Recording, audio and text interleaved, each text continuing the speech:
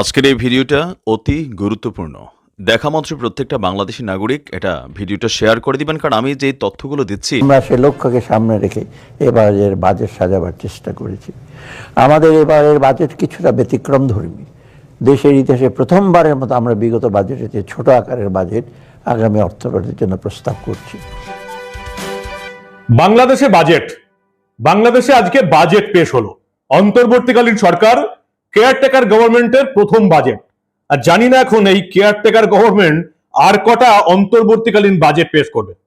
এবং সবচেয়ে যেটা বড় ঘটনা ঘটলো, যেটা স্বাধীনতার পর থেকে 1971-এর পর থেকে কোনোদিন যেটা হয়নি, যে এবারের বাজেটে গতবারের তুলনায় বরাদ্দ কমে গেছে।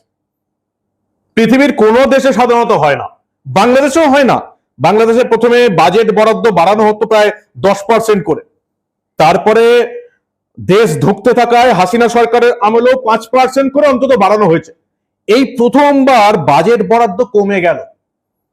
ধুঁকছে বাংলাদেশ, এত ধার করে ফেলেছে, সেই ধারের শুধুমাত্র এত লোন করেছে, সেই লোনের কিস্তি চোকাতে চোকাতেই বাংলাদেশের অবস্থা খারাপের দিকে চলে গেছে। তবে এবার বাংলাদেশ কিন্তু পাকিস্তানের রাস্তায় যাচ্ছে। শিক্ষা এবং স্বাস্থ্য এই দুটো থেকে বরাদ্দ কমিয়ে এবার সামরিক খাতে বাংলাদেশ বরাদ্দ বাড়িয়ে দিল। ঠিক কি পরিস্থিতি এই মুহূর্তে? বাংলাদেশের বাজেটটা কিছুটা নির্ভর করছে পুরোপুরি বৈদেশিক সাহায্যের উপর। ঠিক কি হলো আজকে? এক নম্বর তো নির্বাচিত সরকার নেই।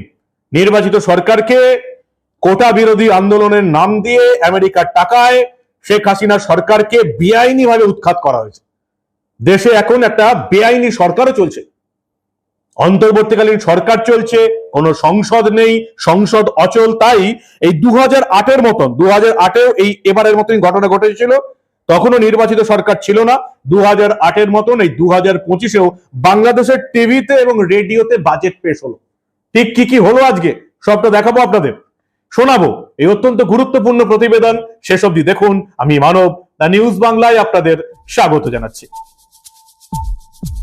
যেটুকু বোঝা গেল যে ঋণে জর্জরিত বাংলাদেশ সরকারের অর্থ সংকট তীব্র হয়ে গেছে।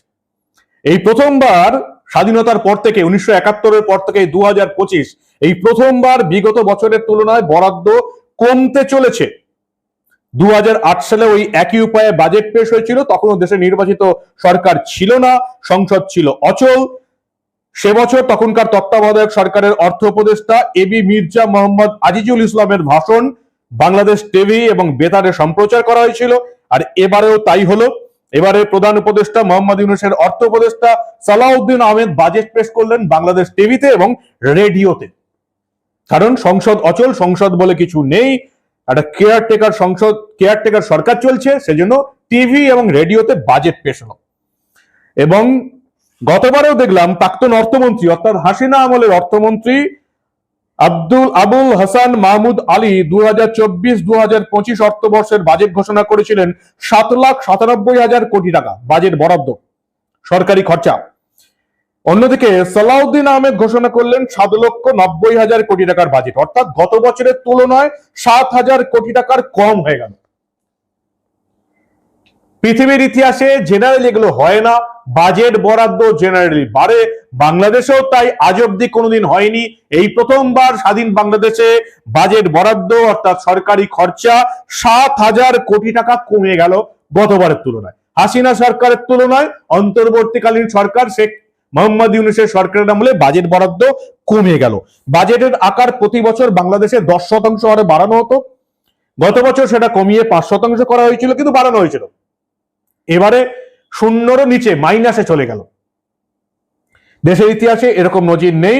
এবং রাজনৈতিক মহল বাংলাদেশের বলছে যে ইউনূস সরকারের এই 10 মাসে সবচেয়ে ভঙ্গুর দশা, অর্থনৈতিক যে অবস্থা, অর্থনৈতিক পরিস্থিতি, আর্থিক পরিস্থিতি সবচেয়ে ভঙ্গুর দশার মধ্য দিয়ে গেছে।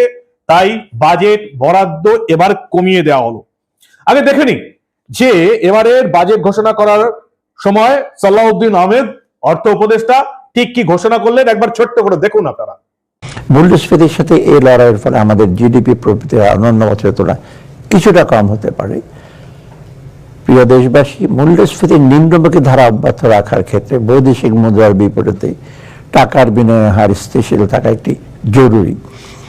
সরকারের কিচ্ছা সাধন নীতি চলমান থাকায় উন্নয়ন প্রকল্পের গতি কিছুটা স্লথ হয়ে পড়েছে এবং এর ফলে প্রকল্পগুলির জন্য প্রতিশ্রুত বৈদেশিক ঋণধারে ধীর গতি দেখা যাচ্ছে।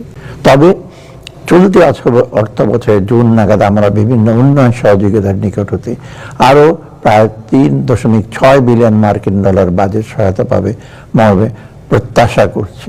আমরা সে লক্ষ্যকে সামনে রেখে এবারের বাজেট সাজাবার চেষ্টা করেছি। আমাদের এবারের বাজেট কিছুটা ব্যতিক্রমধর্মী। দেশের ইতিহাসে প্রথমবারের মতো আমরা বিগত বাজেটের চেয়ে ছোট আকারের বাজেট আগামী অর্থবছরের জন্য প্রস্তাব করছি। 2025-26 অর্থ বছরের প্রস্তাবিত বাজেটে ঘাটতির পরিমাণ দাঁড়াবে 2,26,000 কোটি টাকা, যা জিডিপির 3.6%। প্রস্তাবিত বাজেটে মোট ঘাটতির মধ্যে 1,25,000 কোটি টাকা অভ্যন্তরীণ উৎস হতে এবং 1,01,000 কোটি টাকা বৈদেশিক উৎস হতে নির্বাহ করার প্রস্তাব করছি। আগামী অর্থ বছরে সুদ পরিশোধ বাবদ মোট ব্যয় ধরা হয়েছে 1,22,000 কোটি টাকা। যেটুকু অর্থনৈতিক বিশেষজ্ঞরা বলছেন যে বাজেট বরাদ্দের পরিমাণ কমানোর নানা কারণের একটা প্রধান কারণ হলো সরকারকে বিপুল টাকা ঋণের সুদ দিতে হচ্ছে। আসল তো পরে দিতে হবে, আগে ঋণের সুদ দিতে হবে।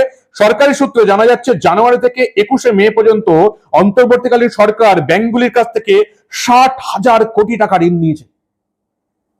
অন্তর্বর্তীকালীন সরকার এবছরের জানুয়ারি থেকে মে মাস পর্যন্ত, জানুয়ারি, ফেব্রুয়ারি, মার্চ, এপ্রিল, মে 21, 5 মাসে ঋণ নিয়েছে 60,000 কোটি টাকা এবং এর বেশিরভাগ টাকাই এই উপদেষ্টারা নিজেরা ফুর্তি করেছেন। সাধারণ মানুষের জন্য কিছুই খরচা হয়নি। উপদেষ্টারা নিজেরা ফুর্তি করেছেন, টাকা এবং সিকিউরিটি নিয়ে, গাড়ি নিয়ে ঘোরাঘুরি করেছেন, এটুকুই হয়েছে। গত বছরের ডিসেম্বর পর্যন্ত এই ঋণের পরিমাণ ছিল 13,000 কোটি টাকার বেশি। বৈদেশিক প্রতিষ্ঠান এবং সঞ্চয়পত্র থেকে ঋণের পরিমাণ কমে যাওয়ায় ব্যাংকগুলির উপর নির্ভরতা বেড়েছে সরকারের। গত 25 বছরের মধ্যে এবারের গড় আভ্যন্তরীণ উৎপাদনের হার সর্বনিম্ন। মুদ্রাস্ফীতি 1986 সালের পর থেকে এখন সর্বোচ্চ পর্যায়ে পৌঁছেছে। বিশেষজ্ঞরা মনে করছেন দেশ জুড়ে অর্থনৈতিক নৈরাজ্য, শত শত কারখানা বন্ধ, ব্যবসা বাণিজ্য বন্ধ এবং এই যে 2 মাস একেবারে ব্যবসা বাণিজ্য ডকে উঠে গেছে। আর এই রিসেন্ট একেবারে ভারত 95% বাণিজ্য বন্ধ করে দিয়েছে। এর এফেক্টটা পরবর্তী বাজেটে দেখা যাবে। শিল্পপতিরা ইতিমধ্যেই কান্নাকাটি শুরু করেছেন। বাংলাদেশের সরকারকে বলছেন ভারতের সঙ্গে কথা বলুন, এভাবে বাণিজ্য বন্ধ হয়ে থাকলে দেশ একেবারে বসে যাবে। কিন্তু ইউনিসের সরকার কিছুই চান না, তারা চান দেশ থেকে মুক্তিযুদ্ধের ইতিহাস বুঝতে। আজকের এই যে বাজেট ভাষণ আমি দেখলাম, প্রায় 1.5 ঘন্টা ধরে ভাষণ হলো, মাঝে আবার আধ ঘন্টার বিরতি হলো। গোটা ভাষণটাতে শুধু ইউনিস সরকারের রাজনৈতিক পদক্ষেপ বলা হয়েছে। যতটা না বাজেট সেশন হয়েছে, যতটা না বাজেটের উপর ভাষণ হয়েছে, তার চেয়ে বেশি রাজনৈতিক বক্তব্য হয়েছে এবং ইউনিস সরকার কত মহান কাজ করে যাচ্ছেন সেটাই বুঝিয়েছেন এই সালাউদ্দিন আহমেদ। এবং যেটুকু দেখতে পাচ্ছি, নতুন আবার কর চাপাতে চলেছে। আর যেটুকু দেখলাম যে গতবারেও 7,90,000 কোটি টাকা বরাদ্দ হয়েছে অর্থ বছরে, যা চলতি বাজেটের চেয়ে 7,000 কোটি টাকা কম এবং এরপরে আরো কমতে থাকবে। এবং আপনারা খেয়াল করবেন যে পরিষ্কার ঘোষণা হলো যে এই বরাদ্দ যে সমস্ত করা হয়েছে তার মধ্যে যে আর্থিক যে ঘাটতি, সেই ঘাটতি যেটা রয়েছে, যেমন এনবিআর বহির্ভূত রাজস্ব ধরা হচ্ছে 19,000 কোটি টাকা, কর বহির্ভূত রাজস্ব আদায় করা হচ্ছে 46,000 কোটি টাকা। আগামী অর্থবর্ষের বাজেটে অনুন্নয়ন ব্যয় ধরা হয়েছে 4,86,900 কোটি টাকা এবং এডিপির আকার ধরা হয়েছে 2,30,000 কোটি টাকা। সবচেয়ে বড় কথা যেটা আমি বলতে চাইছিলাম, যে বাজেট ঘাটতি ধরা হয়েছে 2,26,000 কোটি টাকা। এই 2,26,000 কোটি টাকা যে বাজেট ঘাটতি কোথা থেকে আসবে? এটা আসবে আভ্যন্তরীণ ঋণ, অর্থাৎ ব্যাংকগুলোর কাছ থেকে ঋণ নেওয়া হবে 1,21,000 কোটি টাকা। আর বৈদেশিক ঋণ, অর্থাৎ বিদেশের কাছে হাত পেতে যে ভিক্ষাটা আসবে, তার পরিমাণ আশা করা হচ্ছে 1,05,000 কোটি টাকা। অর্থাৎ দেশের ব্যাংক থেকে ঋণ নিয়ে এবং বিদেশ থেকে ঋণ চেয়ে ইউনিস সরকার চালাবে। এই হচ্ছে এখন বাংলাদেশের অবস্থা। উন্নয়নে যে ব্যয় সেটা আসবে বিদেশ থেকে ঋণ নিয়ে এবং স্থানীয় ব্যাংক থেকে ঋণ নিয়ে। বিদেশের উপর ভিক্ষাবৃত্তি করে বাংলাদেশের সরকারটা এখন চলবে। আমি জানি না ভোটটা কবে হবে। নির্বাচিত সরকার না এলে দেশে এই রকমের আর্থিক পরিস্থিতি থাকবে।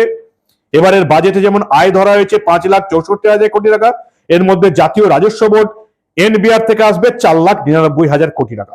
সবচেয়ে যেটা বড় কথা, আরো একবার বলছি, বাজেট ঘাটতি ধরা হয়েছে 2,26,000 কোটি টাকা। তার মধ্যে আভ্যন্তরীণ ঋণ অর্থাৎ ব্যাংকগুলোর কাছ থেকে ঋণ নেবে সরকার, সেটা হচ্ছে প্রায় 1,21,000 কোটি টাকা, আর বিদেশ থেকে ঋণ আসবে 1,05,000 কোটি টাকা। এই হচ্ছে বাংলাদেশের অবস্থা। আর সেই সরকার শিক্ষা এবং স্বাস্থ্য খাতে বরাদ্দ কমিয়ে নিরাপত্তার জন্য সামরিক খাতে ব্যয় বরাদ্দ বাড়াচ্ছে। দেশের মানুষ যেখানে খেতে পাচ্ছে না, সেখানে সামরিক খাতে ব্যয় বরাদ্দ বাড়ানো হচ্ছে। তার কারণে এরা বলে দিয়েছেন, কারণ নাকি ভারতের অবস্থা দেখে তারা খুব একটা সুবিধার মনে হচ্ছে না, এবং সেজন্য যতই মূল্যস্ফীতি থাকুক, মুদ্রাস্ফীতি থাকুক, সামরিক খাতে ব্যয় বরাদ্দ বাড়ানো হচ্ছে। ভারতের কি অবস্থা তুলনামূলক, তাহলে বাংলাদেশের বাজেটটা বুঝতে পারবেন। ভারতের ঋণ এবং মোট ব্যয় ব্যতীত মোট প্রাপ্তি যথাক্রমে 34.96 লক্ষ কোটি টাকা এবং 50.65 লক্ষ কোটি টাকা। কর আদায়ের আনুমানিক পরিমাণ হবে 28.37 লক্ষ কোটি টাকা। ভারতের রাজস্ব ঘাটতি আছে, জিডিপির যেটা 4.4%। মোট বাজার ঋণের পরিমাণ আনুমানিক যেটা 14.82 কোটি টাকা। এবং সবচেয়ে বড় কথা হচ্ছে যেটা, যে ভারতের এই যে বাণিজ্য থেকে যে আয়টা হয়, জিডিপি থেকে যেটা মাত্রা, সেটা এই বাংলাদেশের তুলনায় তুলনা করার মতন কিছু না। এইটা এই জন্যই বললাম যে এই যে বাংলাদেশিরা মূর্খের মতন তুলনা করে, ভারতের সঙ্গে বাংলাদেশের এই মুহূর্তে কোনো তুলনাতেই আসে না। যারা শুধুমাত্র একেবারে সবটার জন্য সরকার কি ব্যয় করবে তার জন্য বৈদেশিক ঋণের দিকে তাকিয়ে থাকে, তারা ভারতের সঙ্গে তুলনা করতে আসে। এই জন্য বাজেটে গতবারের তুলনায় প্রায় 7,000 কোটি টাকা কমে গেল, যেটা স্বাধীন বাংলাদেশে এই প্রথমবার। কি বলবে বাংলাদেশের বন্ধুরা? সোশ্যাল মিডিয়ায় কোনো প্রচার কিছু দেখছি না। এবার প্রচার হবে না। ভারত পাকিস্তান যুদ্ধের সময় যেরকম একেবারে যাবতীয় মিথ্যা প্রচার হলো, এবারের বাজেট নিয়ে মিথ্যা প্রচার কোথায়? দেখতে পাচ্ছি না খুব একটা। কারণ বাংলাদেশে বুঝে গেছে যে এই অন্তর্বর্তীকালীন সরকারের হাতে পড়ে তাদের দেশটার কি হাল হয়েছে। কি বলবেন আপনারা? আপনাদের মূল্যবান এবং গুরুত্বপূর্ণ মতামত জানান দা নিউজ বাংলার কমেন্ট সেকশনে। দেখতে থাকুন দা নিউজ বাংলা। আমরা আবার প্রতিবেশী